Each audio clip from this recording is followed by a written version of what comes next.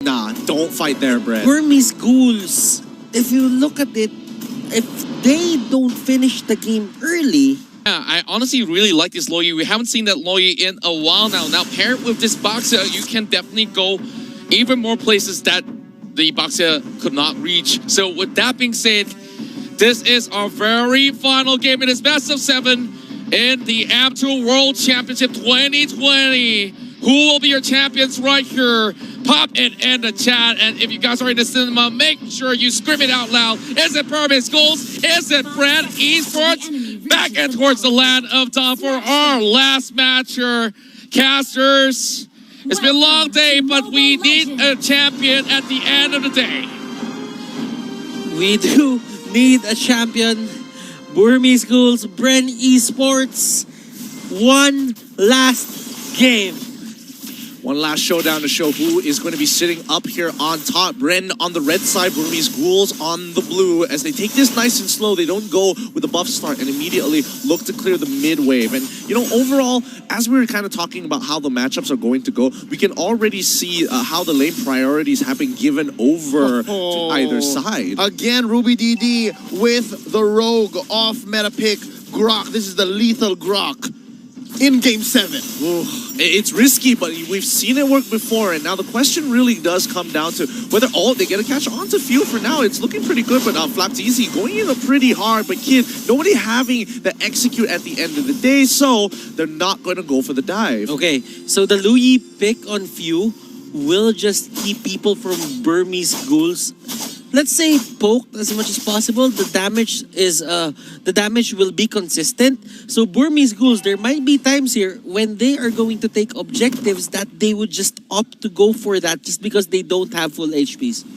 It's not even just about the full HP. Yeah. It really does come down to who is going to win this level 4, and it is leaning more towards the Burmese Ghouls, but under specific conditions here. Because BREN ESPORTS, overall, you look at their composition, it's like, yeah, this makes sense. They go in, they take the fight, full team fight, plenty of AOE damage, lots of magic damage, got a pick, got a Lusty with that pick. It's almost perfect. But then you look at Burmese Ghouls and you see that King's Calling, you're like, ooh, that's kind of a problem, because if we count the number of mobility skills and spells coming out from Bren, that's at least 4 of them. Actually, that's at least 4 of them, yes. Yep. So again, great read here by the Burmese Ghouls, playing the reactionary lineup despite being on blue side. The genius mind of Coach Panda here in action now. Turtle started here by Ace, and he's going to put a few beads on it. Again, Brody doing well for BREN ESPORTS in game number 6, here game number 7. How the tables have turned now. The fight has begun inside the river. Order Brilliance now popped here by Kid. He wants out. That's 1 ult counted down for each side as the Puissance is in for Flapteezy. They disengage.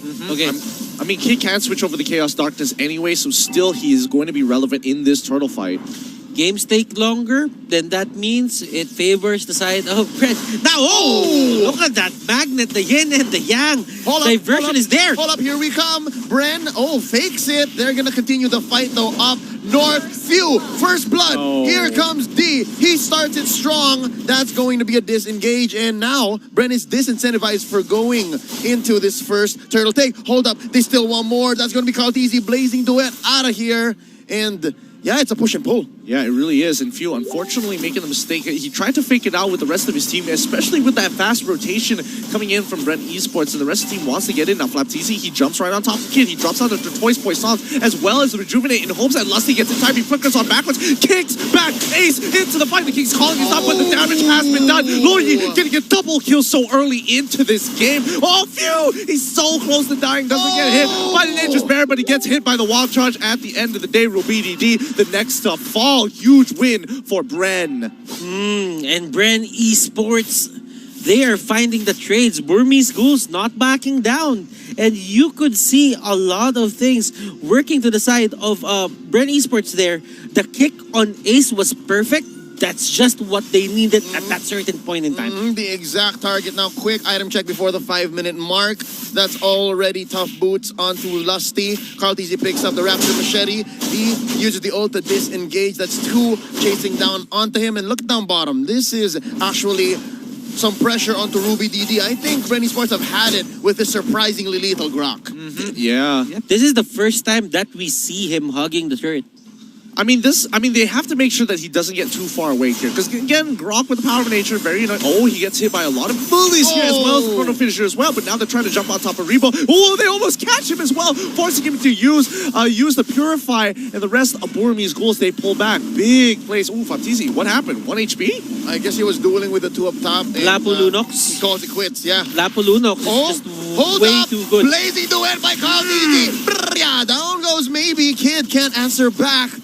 Interesting entrance by BREN Esports. And right now, they're trying to go for this push. Looking for a conversion. Ace puts a few beads. Gonna be popping the torn apart memory from here on very soon now. Oh, nice wild charge here by Ruby DD. And they decimate BREN Esports from underneath their own tower. 3 for none. The Ghouls are feeling it. They are pouncing back. They're looking to really turn this into the brawl. And D, he knows that he has to throw himself under the fire. And Flaptizi, he's going to be dropping. Oh, he gets peeled back. Move. It's a great pull, but he does force out the rejuvenate. And nobody can really deal with him thus far. Not enough damage. Can he get the Cyclone's Eye in time? He gets hit by the stun. Maybe steals the Cyclone's Eye, but Flaptizi, he's like, nah, shield unity, and I'm rolling out. Okay, this is one of the things that Burmese Ghouls is really good at.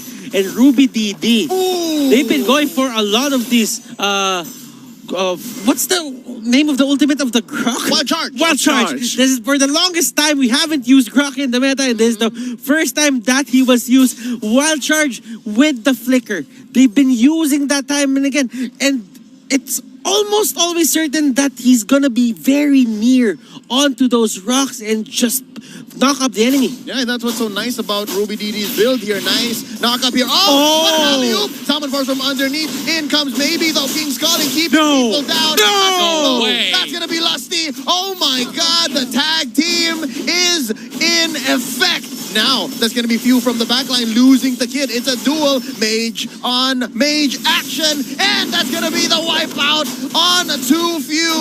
That's going to be the Order Brilliance away for Kid. D take down here by Flaptizi. That's a small consolation prize. 1 for 3. Big wins all across the board for the Burmese Ghouls. They're very happy with this trade at the end of the day. They should be holding on for BREN Esports. Burmese Ghouls. This is going as the way they planned it. They get pickups, they get kills, they control the mid-game, they make the most out of Ace, mid-game spike. That's it. Oh no, Kid gets caught in by Flaptizi, and here comes Ruby DD looking for a target. That's going to be a miss, a rotation in by Few, and this is BREN Esports pressuring the lane. So far, so good for the Burmese Ghouls. They're winning these fights, but just the same, BREN Esports are finding pickoffs where they can and pressuring the map. Look at this, a push by Rebo. Yeah, they're literally, I mean, both sides are literally looking for those flanks, getting behind the tier 1 turrets and going for these heavy dives, but maybe that King's Calling is super effective against Rebo. Rebo has to be extra careful in that King's Calling. Purify ain't gonna save him. Look at the Enchanted Talisman even being used here for Rebo, and that is quite unusual because a lot of the Harriet side laners are going for the Calamity Reaper and the Feather of Heaven.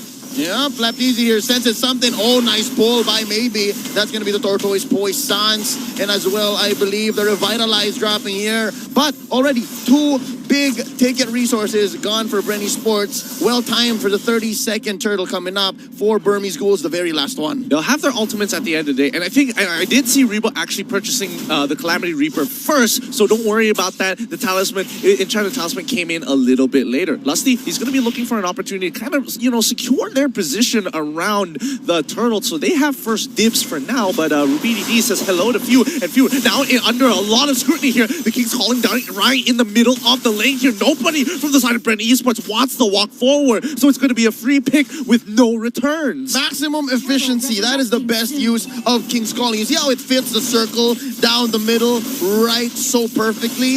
And that's exactly what Maybe is doing here. But hold up. What's this? A nice trade for the turtle. BREN Esports lets it go. It's not coming in time. But then again, you have to think about what they did there. Here we go. Wild charge by Ruby DD. What a bait. That's got DD taking him down. And the life bars are dropping. Flaptizi shut down by Ace. And the fight continues. Where do they go? Salmon Force already expended here by Rebo. And that's both teams backing off. Lusty looking for more.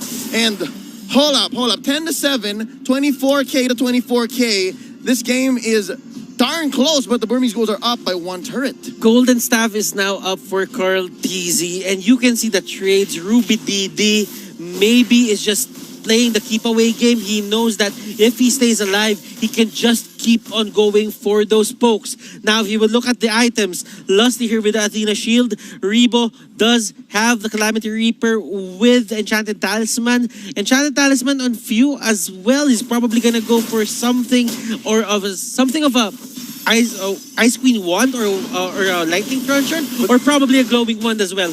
Yeah, those are some pretty good shout-outs there, especially... Oh, wait, D, he's in a lot of trouble. He's going to die here. There's nothing much he can do. He's going to get run down, especially with the amount of movement speed that he has. And Flapteezy just to secure the kill with the shield unity. But now, rotation is going to be placed in the middle just so they can steal away the orange buff again. And then, unfortunately, Flapteezy is going to be, hey, I'm the carry now. Oh, actually, that is the case. And now Kid gets caught in here. That's going to be quite a hit from the back line as Ruby DD goes in with a wild charge. Maybe here, caught out Flapteezy inside the the purple pit, and that's going to be the back out. Oh, nice knock up. Nice way of the dragon, but they take out Flapteezy first. Lusty still in here. Kaldizi, blazing duet. He's trying to get one. That's going to be Kid, and they back out. Oh, nice power. Nice swing by Ruby DD, but it's not enough. Double kill here for Carl TZ. 2 for 1. And while that's happening, we have Rebo and Few going to the bottom lane.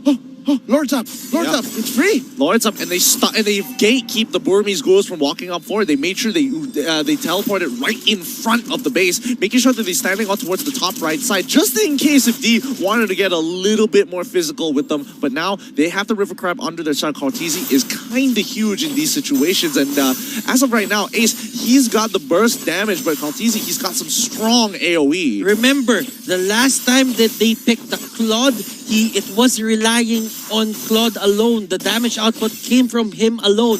Right now for BREN Esports, they have this insurance policy. They have Rebo and the Harith, and both of them will have to carry the damage of this team.